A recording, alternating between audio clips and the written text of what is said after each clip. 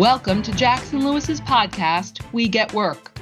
Focused solely on workplace issues, it is our job to help employers develop proactive strategies, strong policies, and business-oriented solutions to cultivate an engaged, stable, and inclusive workforce.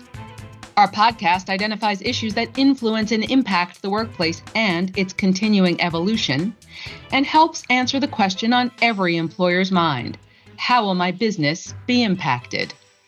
More and more states continue to enact marijuana laws to reflect a greater degree of tolerance.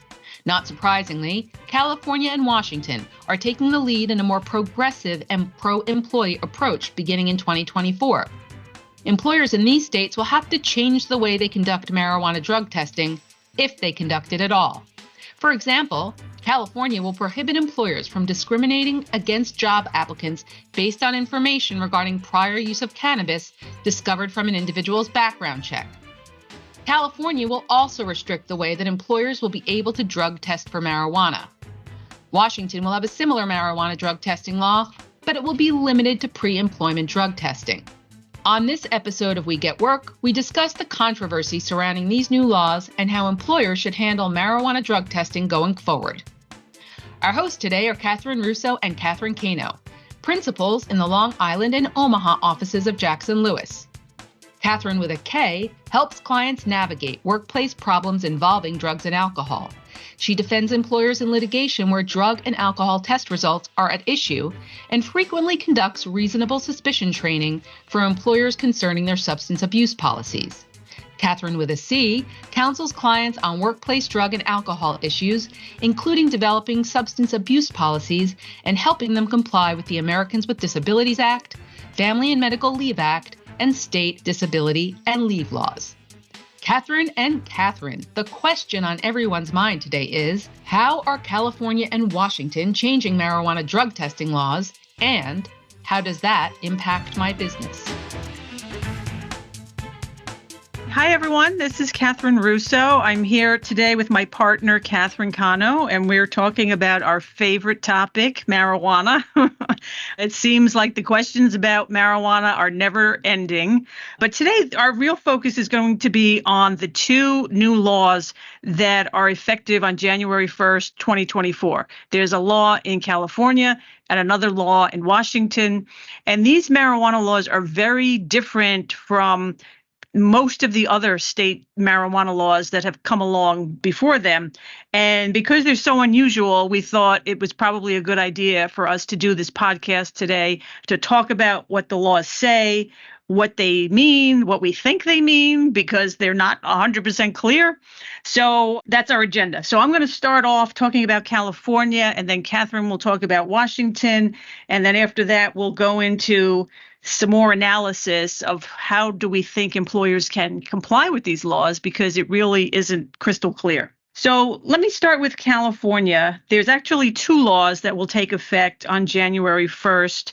The first one has to do with a ban on inquiries about applicant marijuana use. So as of January 1st, it will be unlawful for an employer to discriminate against a job applicant based on information about their prior use of cannabis that you learn from a criminal history. So if you learn in a criminal history that they were convicted or arrested for cannabis use, cannabis possession, you can't discriminate against them for those reasons.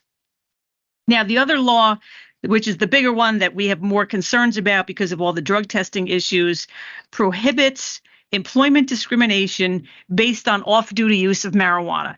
So California is going to join the group of states in 2024, and there is a bunch of them already that are going to protect off-duty use of marijuana. And that is frustrating for employers from a drug testing perspective, as we're going to get into.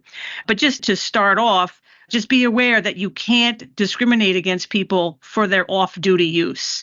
Now, you can, and we'll talk about this in a moment, you can still prohibit on-duty use, so people don't have the right to bring their marijuana to work and use it at work. But the real tricky part is if it's protected off-duty, then employers have to be careful about what do they do with a drug test. Now, this California law then goes on to say that employers can't discriminate against people if they do a drug test that finds non-psychoactive cannabis metabolites in their hair, blood, urine, or other bodily fluids. So in effect, if an employer wants to test for marijuana in California next year, you're only going to be able to do it if you're testing for psychoactive cannabis metabolites. We're going to get into this more in a second, but psychoactive is the component that makes a person high. So as you may know, non-psychoactive means the metabolites that are in the human body that maybe were from past drug use a couple of weeks ago, but marijuana stays in the fatty tissue of the body for a long time.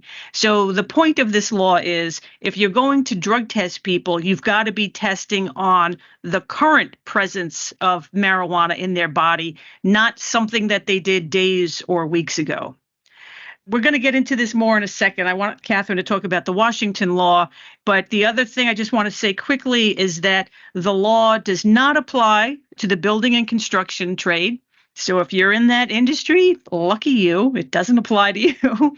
Certainly, this does not apply to any positions that are regulated by federal regulations like DOT or the Department of Defense or other federal agencies, or if there's any other reason, federal law or state law, if there's any law that mandates testing, then this law does not apply to you.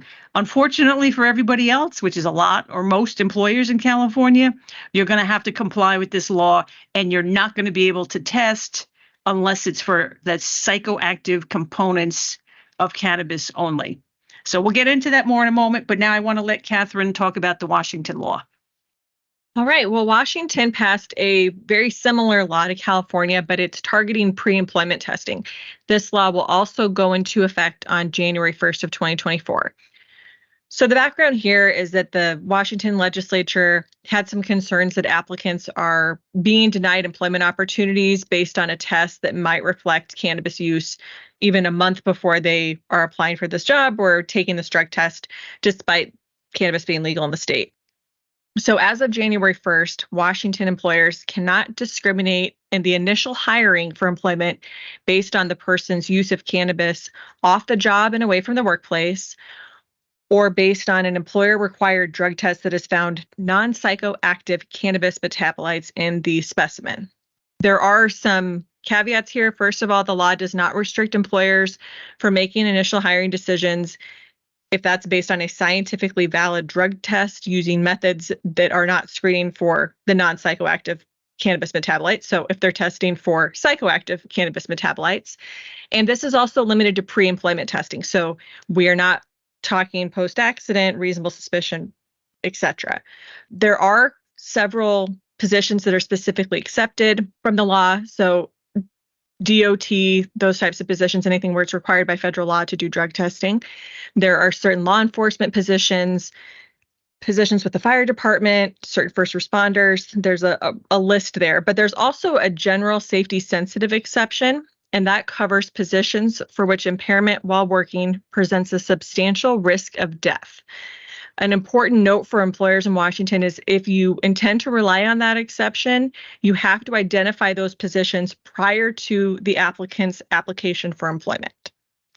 So with that, Catherine, do you have any more insight about this whole psychoactive and non-psychoactive metabolites aspect for us? Yeah, so part of the problem and why this has become so controversial is that those terms are not defined in the laws. So a lot of us are scratching our heads trying to figure out, okay. And in fact, there is some language in the California law that indicates that employers now have access to multiple types of tests that do not rely on the presence of non-psychoactive cannabis metabolites. And when I read that, I thought, gee, I'd like to know what they are. And I think a lot of us feel that way. A lot of us are not clear. What are these tests that can detect only psychoactive cannabis metabolites? I can tell you it's not urine. So if you plan to continue doing urine testing in January in California and Washington to the limited extent that Catherine just discussed, urine testing is not going to do it because urine testing tests for everything, psychoactive, non-psychoactive. So that's not going to cut it. Blood testing, my understanding, is very similar to urine testing. So it's going to be testing for psychoactive and non-psychoactive. So I don't think blood testing is the answer. So, but let me take a moment to talk about oral fluid testing because many of our clients have actually come to me and said, hey, our drug testing vendor is telling us oral fluid testing is the way to go and it complies with the California law. I've been to some presentations by drug testing vendors who say oral fluid testing is the way to go. And their position is that the oral fluid test only test for what they call the parent compound of THC and not the metabolites, which is, again, the past usage. Now, if that's true and accurate, I will be a happy camper, and I will be happy to endorse that for clients to use. What I haven't seen is any scientific data. So my advice to employers is if you want to use oral fluid testing and your drug testing vendor is pushing you to use oral fluid testing, and yes, it complies with the law, and yes, you're going to be good, ask them to show you. Say to them, well, I want to see your data. I want to see your evidence. I want you to prove to me that we're not going to be testing for the non-psychoactive metabolites rather than just taking their word.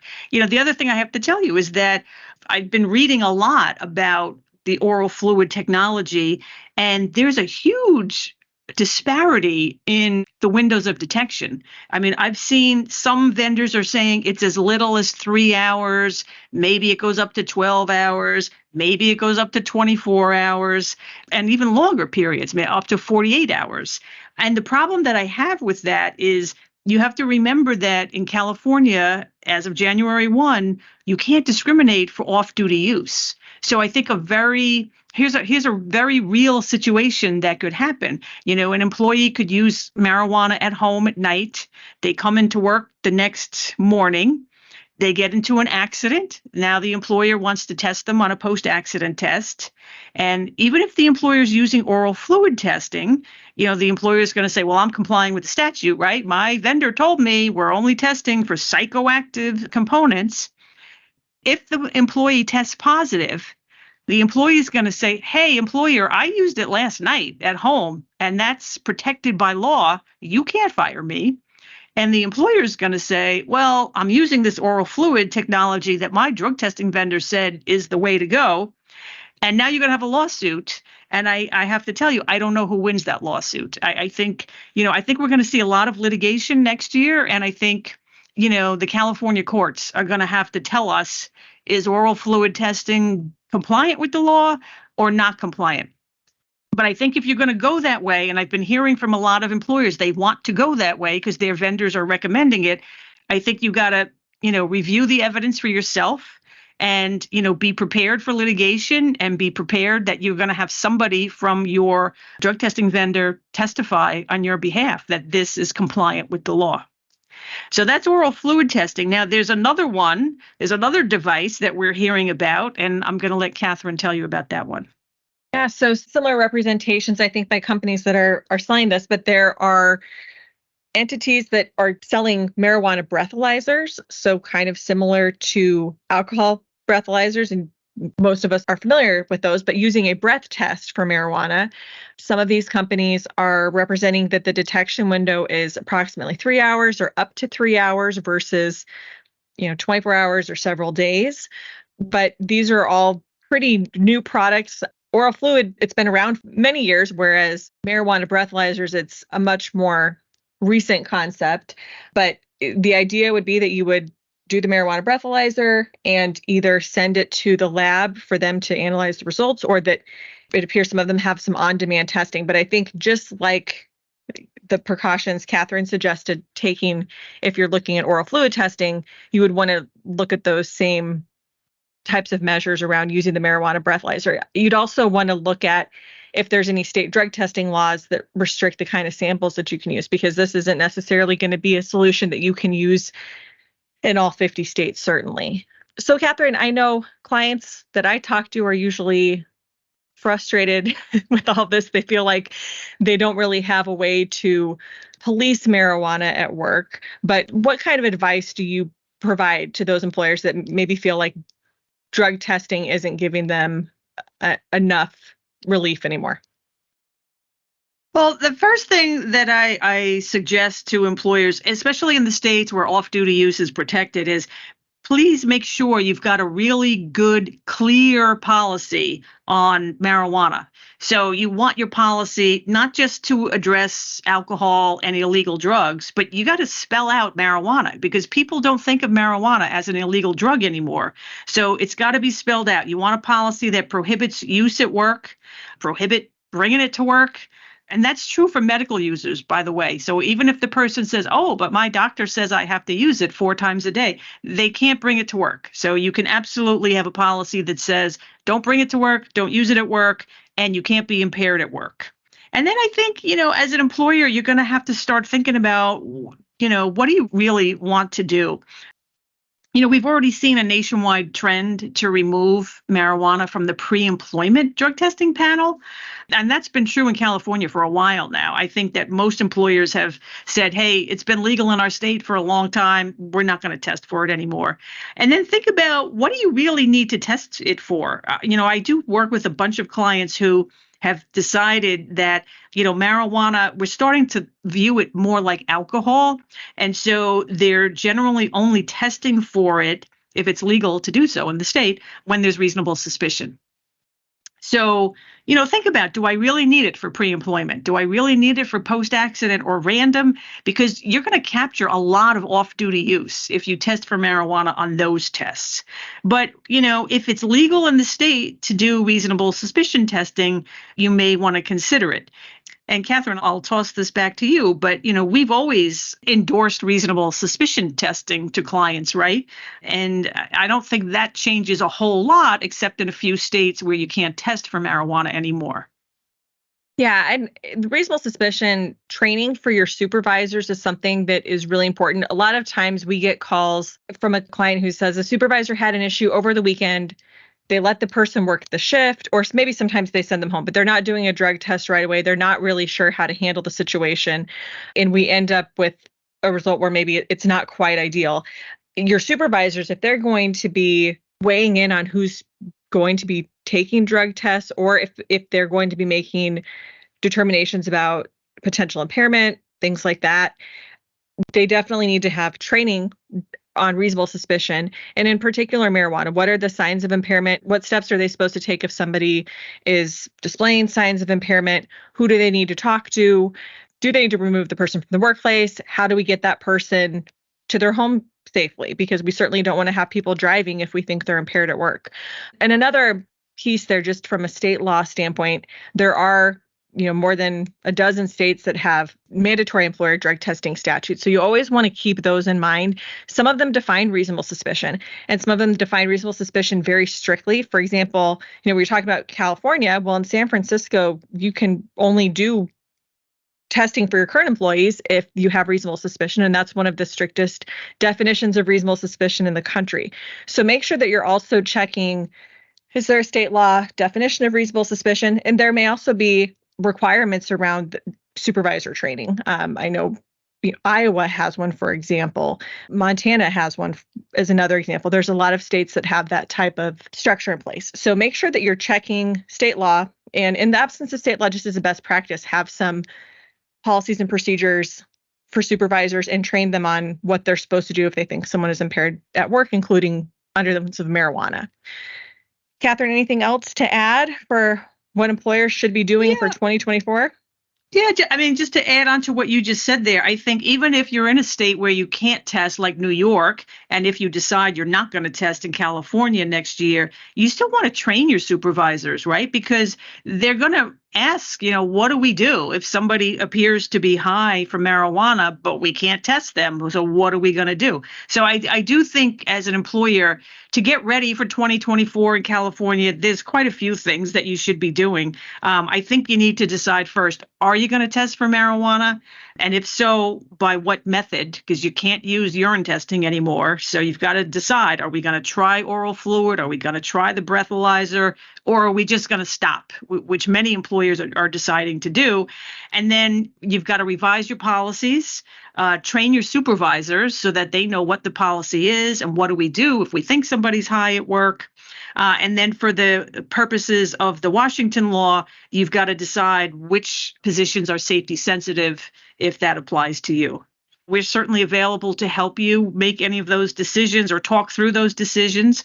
And the other thing I wanted to let you know is Catherine and I are going to do a webinar at the beginning of December to talk about all of the marijuana laws, not just California and Washington, but we're going to do a little summary of all marijuana laws. We're going to go through it and again, just remind employers of the things that you need to keep in mind to be compliant with drug testing laws and marijuana laws in all 50 states. And I hope you'll join us. Thank you. Thank you for joining us on We Get Work. Please tune in to our next program where we will continue to tell you not only what's legal, but what is effective. We Get Work is available to stream and subscribe on Apple Podcasts, Google Podcasts, Libsyn, Pandora, SoundCloud, Spotify, Stitcher, and YouTube. For more information on today's topic, our presenters, and other Jackson Lewis resources, visit jacksonlewis.com. As a reminder, this material is provided for informational purposes only. It is not intended to constitute legal advice, nor does it create a client-lawyer relationship between Jackson Lewis and any recipient.